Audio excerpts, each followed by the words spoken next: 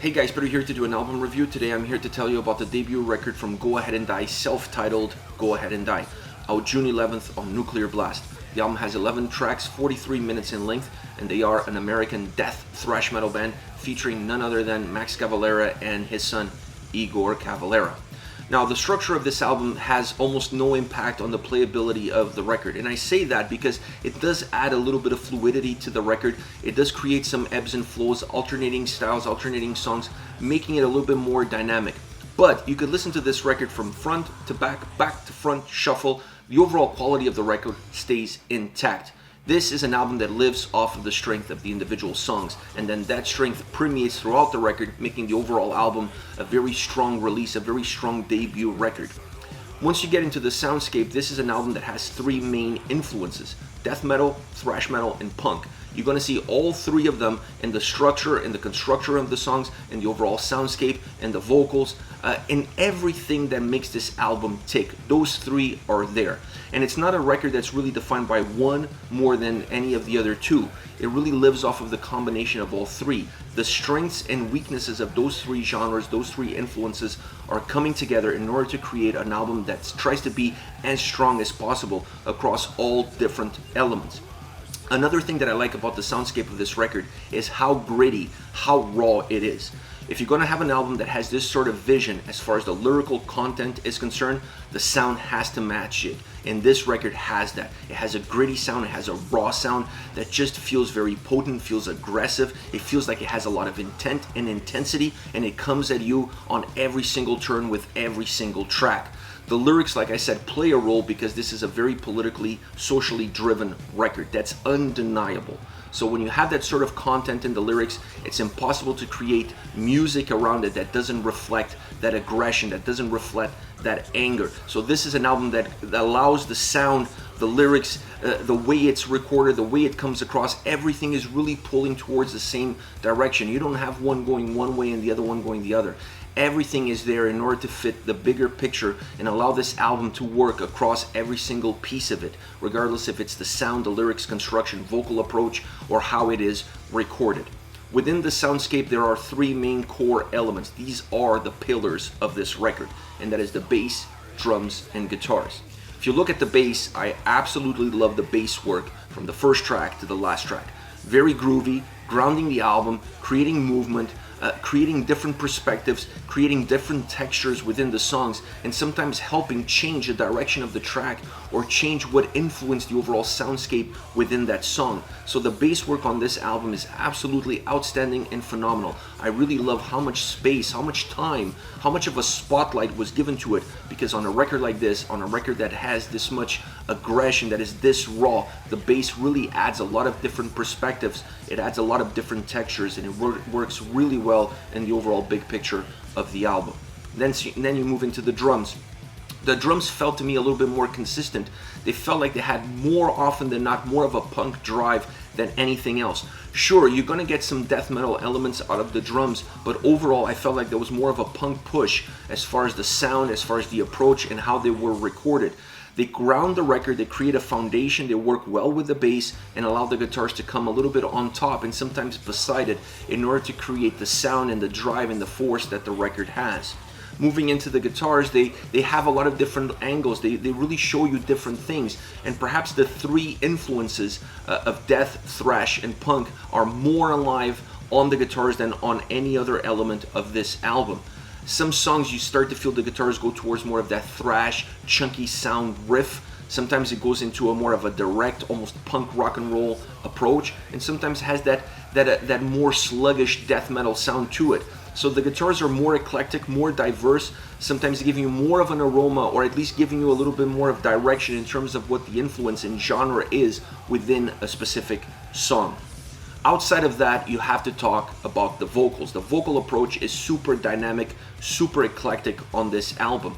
But beyond that, the thing that gravitated me, or the thing that grabbed my attention and pulled me in, was the recording approach for the vocals. There's a very old school approach as far as the mix is concerned. how the vocals sound in general, where they are within everything else, how much they push, how much atmosphere they create, and that raw grittiness that you get in the Soundscape is present, not necessarily in the delivery of the vocals, but how the vocals were recorded. Once again, thinking about all the elements, thinking about the big picture, the lyrics, the content, the structure, the sound, and how can we create an album that pulls everything in the same direction, that it's very uniform from a big picture perspective while being very volatile within the elements themselves. Overall, I really enjoy this record. I mean, anything Max touches turns to gold, at least from my perspective. This record is no different. If I had to define this album a little bit deeper, a little bit further, I would say perhaps this will be the nail bomb of this generation. I don't think this record sounds like Nail Bomb, but I feel like this record has that sort of political, social impact that the record that Nail Bomb released back in the day had. So there's some similarities between the two bands, between the two projects, and I think this will become the Nail Bomb of this generation. I'm sticking to that statement, and that's what I'm gonna go with. Now, as far as favorite songs are concerned, I want to go with Ice Cage. I love this track. Many reasons why I love this song. Fast tempo, it comes at you quickly, it's a driven song, the vocals really push the track forward, which is something true throughout the whole record. I felt if there's one element that really pushes this album, that drives the experience of this album more than anything else, is the vocals, and it's definitely true in this song. A track that stays consistent, what's so not, but it also changes every so frequently. So it gives you a sense of consistency, it gives you a sense that it's staying very balanced, but then it becomes very dynamic, it becomes very volatile, but it always goes back to that same path, that same consistency. So it has a very interesting energy to it, both musically and vocally. There is a bass riff on this song that's absolutely killer.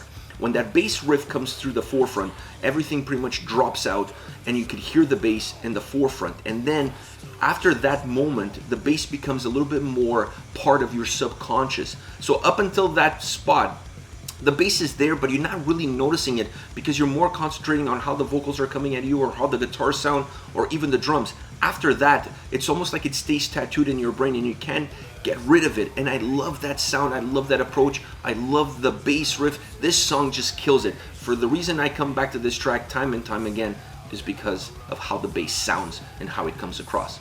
Next, Isolated, Desecrated. I love this song. It's a more methodic track, at least it feels more methodic, but it has some bursts of energy. It doesn't stay consistent, it doesn't stay leveled. It's not a linear track. It feels linear, similar to Ice Cage, it feels linear at times, but it's not. It's very volatile. It comes at you with bursts of energy, bursts of aggression, bursts of intensity that allows the more methodic portions to kind of take control and keep the song grounded and keep the song within its parameters. But a very interesting track all around.